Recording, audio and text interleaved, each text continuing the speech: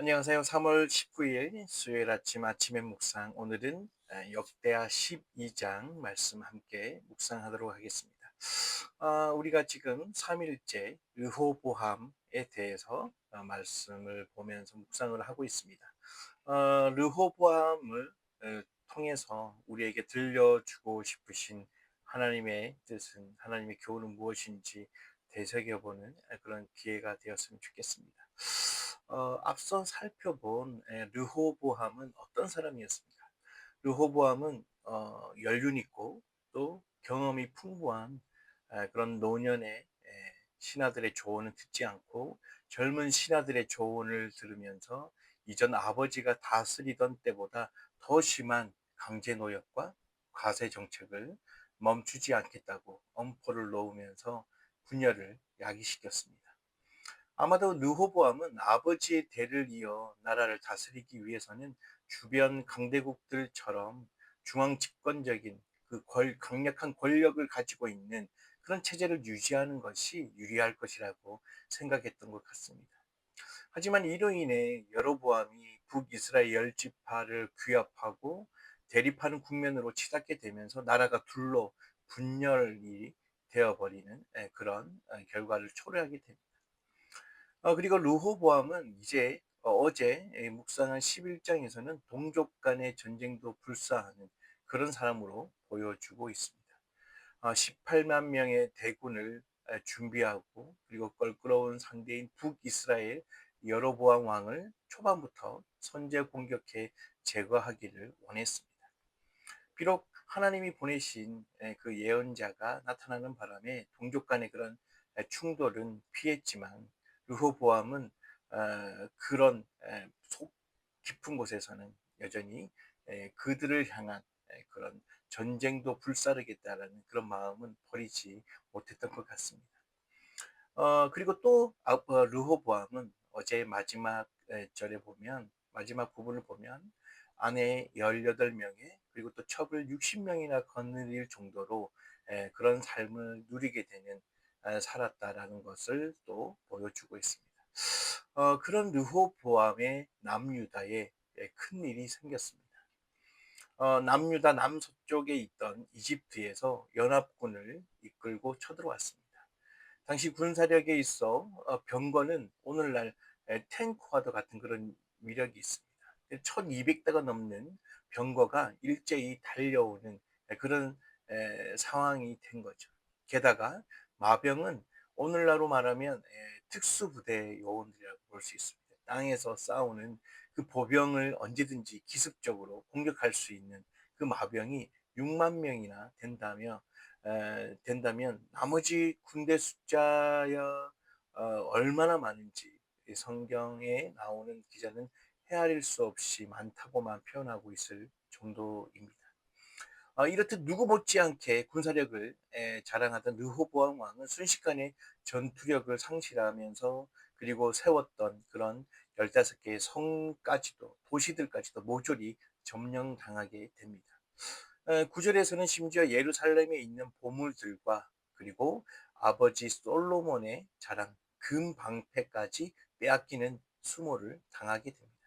이런 상황에 처한 르호보암이 보여준 모습을 보면 큰 충격을 받았다라는 것을 또 볼 수 있습니다. 그런 상황이 닥쳤을 때, 이 르호보암은 뭐 성경 말씀에는 이제 겸손하였다, 뉘우쳤다, 뭐 이렇게 표현을 하면서 강조를 하고 있습니다. 오늘 말씀을 천천히 앞뒤 문맥을 살펴보면 개역 성경 버전에서는 겸비라고 그렇게 표현을 하고 오늘 우리가 읽은 그 성경 구절에는 겸손하게 그리고 자기를 낮추는 그런 모습으로 표현을 하고 있습니다. 더 나아가서 자기 자신을 낮추는 것뿐만이 아니라 하나님을 의식하게 되었다라고 그렇게 이야기하고 있습니다. 1절 말씀에서 나라가 견고하게 강해지니까 그가 여호와의 율법을 버리게 되었다라고 묘사하고 있습니다. 그와 반대로 르호보암 왕이 스스로 겸손해졌을 때는 여호와 하나님을 찾았습니다. 여호와가 의로우시다. 하나님 말씀이 맞다라고 그렇게 고백하고 또 그렇게 표현한다는 거죠. 이처럼 본인 스스로의 부족하고 잘못한 점을 깨닫고 겸손해지면 하나님께서도 은혜를 베푸신다는 사실을 인지했던 것 같습니다. 그러니까 나 스스로를 아무리 견고한 요새라 할지라도 일거에 무너지는 모래성에 지나지 않는다는 것을 깨닫게 되는 거죠. 그저 하나님께서 은혜를 베푸셨기에 내 목숨을 부지하게 되고 또 그렇게 근근히 살아갈 수 있는 인생이 바로 우리네 인생이다라는 사실을 깨닫게 되었다라는 거죠. 그런데 왜 르호보암은 본문에 나오는 것처럼 하나님을 인정하지 않는 듯 버렸다가도 뉘우쳐서 또 겸손한 모습으로 자기 잘못을 고백하고 그리고 또 하나님 앞에 그런 모습을 보이다가도 또 어느 순간에 또 하나님께서 원하지 않는 그런 선택을 하게 된 것일까요? 르호보암은 하나님을 찾는 일, 그리고 하나님을 자신의 마음에 두는 일, 그리고 하나님을 의식하며 사는 일에 실패했다고 결론을 내릴 수 있을 것입니다. 르호보암은 어릴 때부터 그 모습을 태어난 그 환경을 보면 어느 정도는 유추할 수 있다라고 생각해 볼 수 있을 것 같습니다.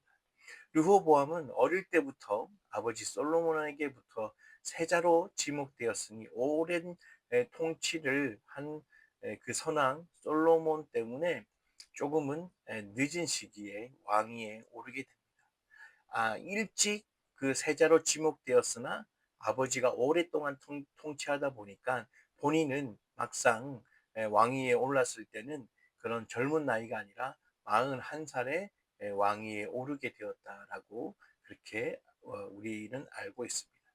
그러니까 오래전에 이미 간택된 세자 신분이었기 때문에 이 르호보암의 삶 속에 르호보암이 가지고 그리고 인식하고 있던 그런 모든 생각들 그리고 또 삶의 자세를 누추해 보면 정말 하나님을 자신의 마음에 두지 않게 되고 그리고 하나님을 의식하지 않는 삶을 사는 환경이었지 않았을까라는 생각을 해보게 됩니다. 오늘 말씀의 묵상 포인트는 우리가 비록 잘못을 했더라도 죄를 지었을지라도 회개하면 하나님께서 은혜를 베푸신다는 식상하면서도 희망의 메시지를 다시 느끼게 해주는 본문인 것 같습니다. 오늘 본문에 비추어서 미래와 희망을 생각해 본다면 하나님 앞에서 회개할 때 우리에게 미래가 있고 하나님 앞에 회개할 때 우리에게 희망이 있다는 것을 느끼게 됩니다. 우리들은 대체로 눈에 띄게 큰 죄를 짓지 않으면 별로 자신에게 회개할 것이 없다고 생각합니다. 우리들은 회개라는 그 말을 들으면 크게 공감하기보다는 의뢰하는 말처럼 듣는 경우가 많습니다.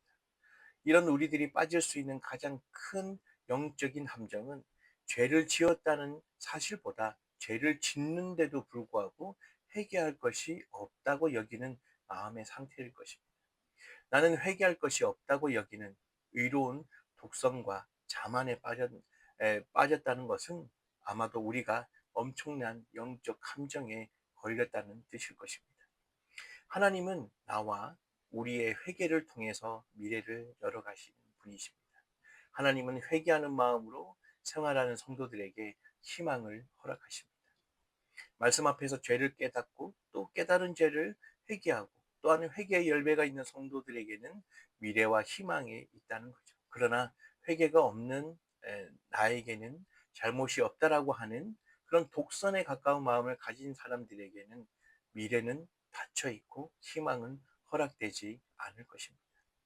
회개가 실종된 신앙생활은 자기 자신을 들여다보는 시선을 외면하게 되고 오로지 남의 허물에만 시선이 가게 됩니다.